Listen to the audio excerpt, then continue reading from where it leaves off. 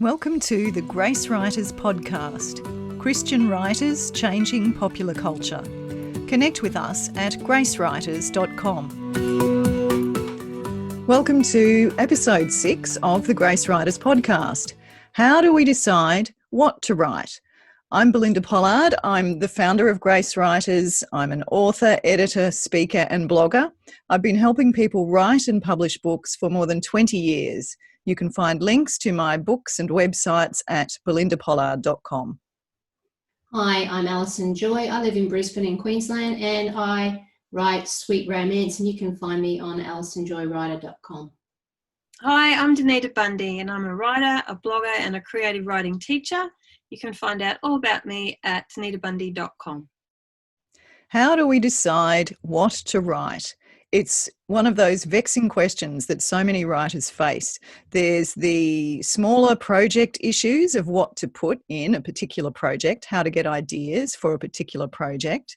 And there's those bigger questions. What form do we write? Non-fiction, fiction, poetry, screenplays, blogging, copywriting, freelance journalism. There are so many different ways that we can use our gift of writing.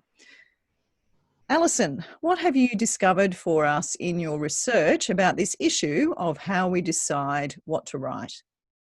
I think first up, it's important that people realise, or people who want to write realise, that if you're going to write something, it's going to be something that you're going to spend a lot of time on. So it's going to be something you really like, or actually more than like, probably love it, because liking it will probably get you to maybe the first 50 pages. And you've got to have something about the plot, the character, maybe the setting that you really love that will help you get through those rough times, those times when you doubt yourself and you doubt your ability. And you probably will have false starts along the way. You might try a few different forms of writing before you find something that you're happy with and something that clicks. And I think that's okay too, to have false starts. It's encouraging for people if they realise that probably a lot of the writers they admire have tried various things before they decide exactly which path they're going to take. Would you agree? Yeah, definitely. And then you've got some that are so talented they have so many different forms of writing that they dabble in. Yes. Yes, I was actually looking for a Georgette Heyer book the other day, and she's written so many different genres. How am I supposed to find the genre that I want in the mess that is the many, many books on Amazon? That is not a problem that my readers are facing currently, although it may be in the future. Donita, what do you think? Yeah, I think it, as Alison said, it has to be something you love. And because we're all so different, we all have different loves. And I'm traditionally not someone who stays in the one spot for very long, geographically or even job-wise. So I tend to jump around because that's what takes my interest. But I must admit, when I started writing my novel, it was something that had been with me for many, many years. And it had been churning away for a very long time. So it's a matter of, I think, part personality, life experience, what we're used to, and the different way that we enjoy communicating, I think, is how it will come out. How do we decide what form to write? My experience, I studied journalism straight out of high school. I learnt editing. I was very involved in the world of words. And later on, when I wanted to do freelancing and deciding what formats to write, I tried some freelance journalism. That was quite difficult, actually, to make a living doing freelance journalism because they want to pay quite small rates. But I also explored the possibility of doing some freelance work for Scripture Union, a publisher in the UK who was publishing Bible devotionals. So I had a hunt around. I found the connections. I found someone who knew someone who knew someone who could introduce me to the person that I could send some of my writing to. And they came back to me and said, let's give you a shot. try doing this one. I had a very tight briefing document that I had to follow. So there wasn't that much opportunity for my ideas to be coming from out of space for this one, because I was commissioned and I was briefed and I had to follow what I was asked to do. I write crime novels because I love reading them. I wrote a humorous memoir about my dog because my aunt said, after I'd included funny stories each year about this ridiculous dog, and probably actually more honestly my ridiculous behaviour surrounding the dog, she said to me, "You really should write a book about that dog." So I did. And my non-fiction, I write a whole variety of non-fiction, from blogging and stuff that's developed out of my workshops that I give to writers, really just things that I have thought might be useful to people. So what about you guys? What sorts of forms have you ended up writing or would like to explore or thinking about in the future? And how did you arrive at the process of deciding, yes, I'll write this thing? Okay, for a start, I'm going to segue a little bit. My son is also a writer and he dabbles in a lot of things. So I just he has one particular thing that he likes. Like he's done flash fiction competitions. He's written for a project we have here in Brisbane called the Short and Sweet Festival, which means 10-minute plays. He's also done full-length plays. He's working on screenplays. He's working on TV series. He's got all these ideas. So it's like, where does he go? Where does he go? Where does he go? And me, I'm just boring. I like to read romance. So that's what I write. That's not boring. That's great. No, I mean, I don't have a huge range of, I've got to write this and I've got to write that. I'm attempting blogging, but I'm not quite sure that that's succeeding at the moment, but hey, I'm giving it a go. I know that you're someone who's written virtually from the beginning, aren't you, Alison? Even from when you were a child. Was it romance novels back then? What did you write back then? No. Oh goodness. I've got one called The Adventures of Super Mutt. That was we didn't actually have a dog when we were growing up, but our neighbours had one, and I based it on the neighbour's dog. Probably short stories. I liked writing them. I don't know that they're as successful as I'd hoped, but fiction. A love of fiction, would you say? Yeah. And I did the whole teenage angsty poetry phase too. So I've got a bunch of those I found recently. So I'm going, whoa. Perhaps you need to publish them in a book. Oh, I don't know. Or not, and then, as you choose. And the other thing I always used to do was if I had a particular TV show that I liked, I'm not naming any because that will date me significantly, but if I didn't like it, I'd just write my own version. Oh, that's interesting. Yeah. Or I'd cast myself in one of the roles, Fantastic. I like that. What about you, Donita? What sort of forms have you found yourself writing? From an early age, I was drawn to poetry, rhyming text more than anything. I just really loved playing with words. And then journaling. I went through many years of difficult times, really difficult times, and someone suggested I journal, and I did. And so I did that every day for years. And then when I came to writing my book, I'd like to say my first, it is my only one so far. And the inspiration for that came from dreams that I'd had since I was 9. So I had characters, I had plots, I had stories, I had context that had been brewing away that I'd known intimately for so many years. But then when I wrote my manuscript and I sent it off to a few agents, I got someone who was really interested, and they said, yeah, I'd love to work with this. This is what you need to do. You need to go and make a website, write a blog, and do all the other things, do some public speaking and all this kind of thing. And I was like, what do you put in a website and a blog when you're no one with nothing in the writing world? So then the next thing was, well, what do you blog about? So having a batch of ministry and having experience in the church, having experience as a chaplain, I thought, well, the thing that I know best about is Christian topics and life in the Christian world and how our faith translates into life. And so even though it wasn't a writing blog, I thought, well, at least I'm practicing writing and the discipline of writing regularly in short passages. And so that was a really good skill.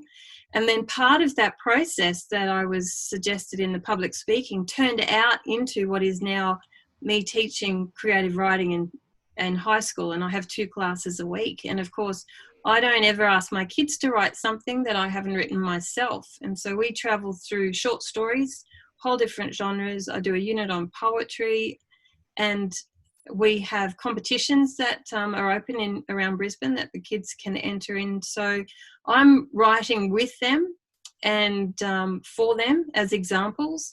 And we see, so I get to experience a whole heap of writing because of what I was first advised to do, which was is amazing. Like nothing helps you writing better than teaching it and writing regularly. So as a result, I've got my novels, I've got my blogs, I've got poetry, I've got short stories, and I've just started journaling again because there's just never enough time to do everything. Yes. So just add more. Sorry, Alison. I was an early childhood teacher when I was going through college. Where every time we had our English subjects, one of the lecturers made a point of always reading children's books, and I always, because I mainly taught in the preschool area, I was interested in children's literature. So I guess I've got a few, I'm not totally romance after all, I've got a few children's picture book ideas stowed away in the bottom drawer too. So. Fantastic. What would be your tips for someone who's longing to get into writing in a bigger way than perhaps just in their job or whatever they're currently using writing for, and they want to get into perhaps a more creative style of writing or explore new opportunities? Any tips or suggestions for what to start with? Perhaps a journal? I would say I think that adage, write what you know, is really helpful. Like I said, for when I started my blog, everyone was saying write about writing, but I was still such a newbie at writing. I didn't feel I had the authority to do that. And I wanted to write something that was genuine and I had enough material for it. So to ease myself into that, which would be a regular thing, I took on that write what you know. And then from that, so on my blog, I don't just have Christian writing. I also have poetry or short stories or things from daily life that might be a bit funny to read or lighthearted. But to start with the process of what you know, and then from that, with the confidence, branch out into things that you want to experiment with. Mm. I found on my writing and publishing blog at smallbluedog.com, I initially, because it was virtually an online brochure, because I didn't quite know what I was doing, and my first blog posts were extremely stilted and professional sounding. But I started to loosen up as time went on, and emojis snuck in and a whole bunch of other stuff started happening, and I started to really enjoy it. So I think it's okay to start awkwardly. It's okay to be all elbows when you first start experimenting with writing and trying to find your voice, your passion. And as Alison said at the beginning, so important to find something that you really love. But don't worry if you don't immediately know what it is that you really love. It might take some muddling around. Muddling is a very time-honoured and precious process for the writer. We need to spend that time muddling. What about when it's time to actually get ideas for a piece? I know that's one of the really common questions that people ask writers at writers' festivals. Where do you get your ideas? So Alison and Donita, where do you get your ideas? Oh, goodness. I don't have any problem with ideas because they just come to me all the time. So I think everybody's different. Every writer's different. Some people struggle with ideas, some don't. I don't particularly. I've got so many, I don't know where to go or what to do with them all. I've got a book that I write. I try and keep a notebook next to my bed to write stuff down when it comes to me, and I rewrite it into another book. And sometimes you get ideas that will work. Some you can combine with other ideas, different books. It's just a thing. I think if you're looking for ideas, though, you have to read maybe in the genre that you're interested in, and read, and you've got to fill up your own creative well, I guess, so you've got something to draw on. Yes. But there's lots of things. Sorry, Donita, did you have something you wanted to add? I was just thinking, for me, it's like I've said before, it's my dreams, but also the people that I connect with every day at the school and in life, and family, friends. I'm really drawn to interesting personalities and characteristics. And as I'm writing or I meet people, I think I'd love to put you in a book, or I'd love to take those qualities and really apply them to a character. So the people and places really inspire me for ideas. I think it's a varied process. Like the book I just released at the start of the year, Brushstrokes of Love, I got the idea from a road trip I did through the Cape Otway area. The book that I've got currently with my editor, I got the idea from a newspaper article several years ago, and that was just kept that in the back of my mind. And I've got I do a bit of line dancing for exercise, and every time I'm there, I'm getting all these ideas for country music type romance books. So it's just fantastic. Weird. But doesn't exercise prompt ideas? Do you find that? I find when I'm going walking, ideas are sort of coming in, almost like attacking magpies, swooping me. There's ideas coming in. The place that I get masses of ideas is the news. And I think that's partly because I'm from that journalistic background. And even many years ago, when I was a timid little television journalist in a country town, and I had to come up with 2 stories a day, I just learnt to be voracious, looking for story ideas and interesting people, and you had to continually be producing. So it was that constant pressure to find an idea and to find a person and to keep moving. And I continued using that when I went into freelancing. This was back in the days, obviously, of real physical newspapers, and I would get them delivered to the house, and I would be cutting out stories and sticking them in files. I ended up with so much newsprint, it's a wonder the house didn't sink into the ground. But there were all of these ideas that I would get, and I still get ideas from the news. I've got another friend who's also a writer. She's in the US, and we sometimes shoot each other ideas. She sent one to me about this interesting bacteria that's in water and that can cause, if it gets up your nose, it can cause this problem. And she sent a thing to me saying, this would be good in one of your books. And I said to her, no, it'd be good in one of your books. And she did. She wrote a book where that was the murder weapon. So there is weird, like when I'm traveling, I'm thinking with my first novel, I'd been reading Agatha Christie's, and then there were none. And then I went traveling around New Zealand, and I was getting all these stories about this incredible landscape that was constantly a danger to people.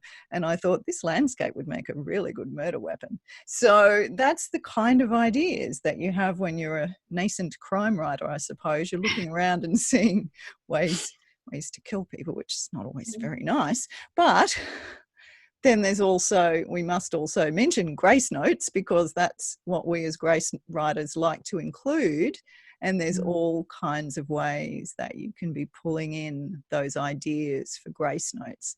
I think too, I'm working with an author on a particular book, and it's a really deep and quite difficult book. And so we've been looking for the ideas to resolve some of the issues. And I've found that actually praying when I go on my walks I've had some quite remarkable out of left field solutions come to me when I pray when I'm on my walk, and I even pray aloud. Fortunately, the places I walk are not crowded, so no one's seeing me walking along muttering to myself. I'll become known as the funny old woman who walks along and mutters. But don't underestimate, when you're looking for ideas, the power of talking it out loud. Whether you're talking it out loud to another writer or just to your cat or your dog, often it helps those ideas to come. Do you guys find that? Yeah, because my son writes, we often have conversations and just bounce things off each other. Totally different genres, by the way. Absolutely nothing similar at all. And I always have a notebook or try and always have a notebook. So if you see something or get ideas, you can just scribble it down straight away. And I know he's the same, always scribbling away.